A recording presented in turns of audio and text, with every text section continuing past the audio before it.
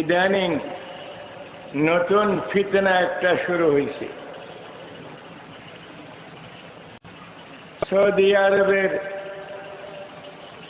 থেকে কিছু টাকা পায়, 400-500 রিয়াল তারা পায়, 4000-5000 বোধহয়।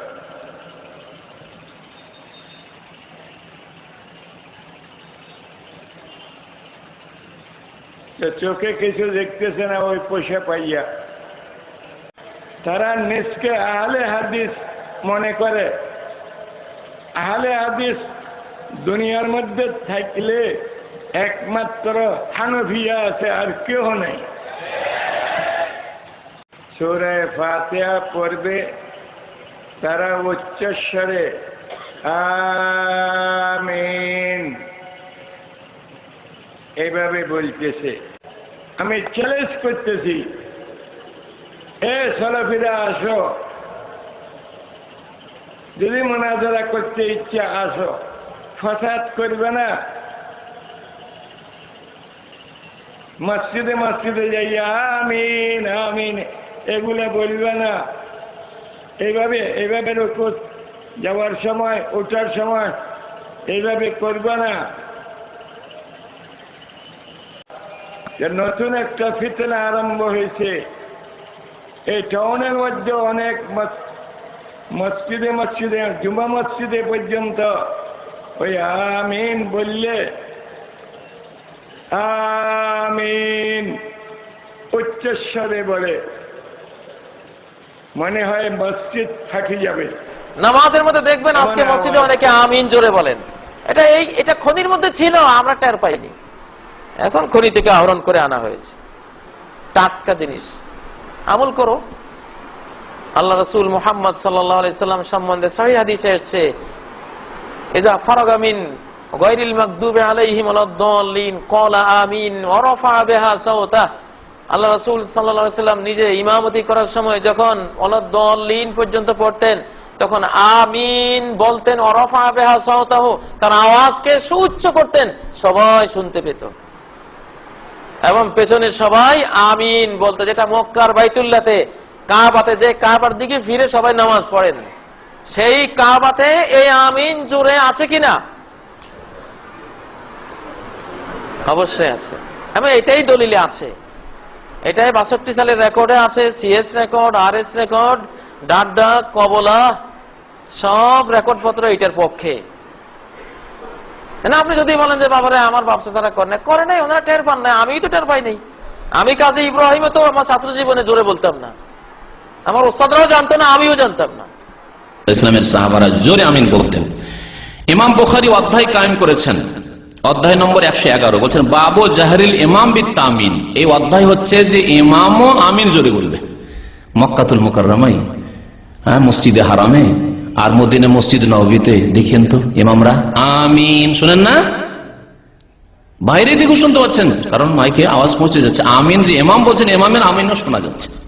তো ইমাম জোরে আমিন বলবে আর মুক্তাদিরও জোরে আমিন বলবে। কালা আতা, প্রখ্যাত তাবি আতা বলছেন আমিন দুআউন, আমিন হচ্ছে দোয়া। আমিন মানে আল্লাহ কবুল করো। এই যে দোয়া করা হলো সূরা ফাতিহা, আল্লাহ তুমি কবুল করো। তারপরে বর্ণনা করছেন একটি সাহাবীর আমল, প্রখ্যাত সাহাবী এবং মক্কাতুল মুকাররমা জাজিরার খলিফা হয়েছিলেন আব্দুল্লাহ বিন জুবাইর রাদিয়াল্লাহু তাআলা আনহুমা, এবং তিনি আসমা বিনতে আবি বকর, আবু বকরের মেয়ে যে আসমা রাদিয়াল্লাহু তাআলা আনহুম ছিলেন, আসমার ছেলে আব্দুল্লাহ বিন জুবাইর বলছেন আম্মানা ইবনু জুবাইর ওমান ওয়ারাআহু, ইবনু জুবাইর রাদিয়াল্লাহু তাআলা আনহুমা এবং তার পিছনের মুক্তাদিরা সবাই আমিন এত জোরে বললেন, হাত্তা ইন্না লিল মসজিদি লালাজ্জাতান, মসজিদ বেজে উঠল, মসজিদ বেজে উঠল। আস্তে আমিন বলে কোনদিন দেখছেন পাকা মসজিদ, বাইতুল মুকাররম মসজিদ কোনদিন বেজেছে? হ্যাঁ, কোনদিন আওয়াজ শুনেছেন? না।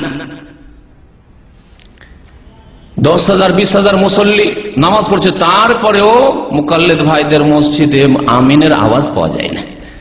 আর তখনকার কাঁচা মসজিদ, 1400 বছর আগের মসজিদ, কাঁচা মসজিদ, পাকা মসজিদ, মসজিদে বেজে উঠেছে আব্দুল্লাহ বিন জুবাইর রাদিয়াল্লাহু তাআলা আনহুমা এবং সাহাবায়ে কেরামরা তাবেঈনরা তার পিছনে যখন আমিন বলেছিলেন। ওয়া কানা আবু হুরায়রা রাদিয়াল্লাহু তাআলা বলতেন, ইউনাদিল ইমাম, ইমামকে বলতেন, লা তাফুতনি বি আমিন, আমার আমিন যাতে না ছুটে যায়, মানে আমিন আপনি বলবেন আমি যাতে আমিন বলতে পাই।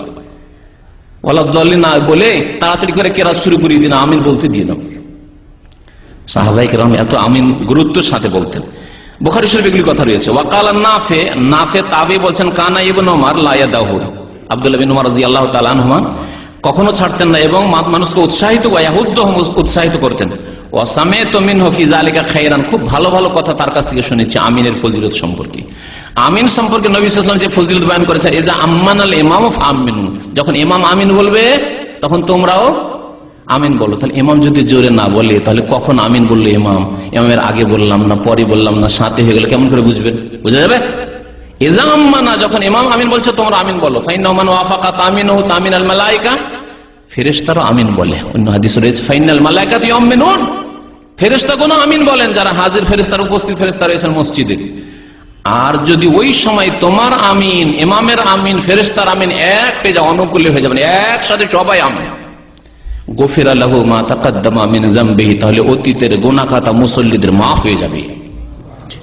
আর একটি হাদিস রয়েছে, আবু দাউদে রয়েছে হাদিসটি, যেখানে রয়েছে রাফা বিহা সাউতাহু, আর দারাকুতনিতে রয়েছে যেখানে রয়েছে মাদ্দা বিহা সাউতাহু। ওয়াইল বিন হুজর রাদিয়াল্লাহু তাআলা আনহু বর্ণনা করেছেন, সাল্লাইতু খালফা রাসূলিল্লাহ, আমি আল্লাহর রাসূল সাল্লাল্লাহু আলাইহি ওয়াসাল্লামের পিছনে নামাজ পড়লাম। ফালাম্মা কালা ওয়ালাদ দাল্লিন, যখন ওয়ালাদ দাল্লিন বললেন কালা আমিন, নবী সাল্লাল্লাহু আলাইহি ওয়াসাল্লাম বললেন আমিন।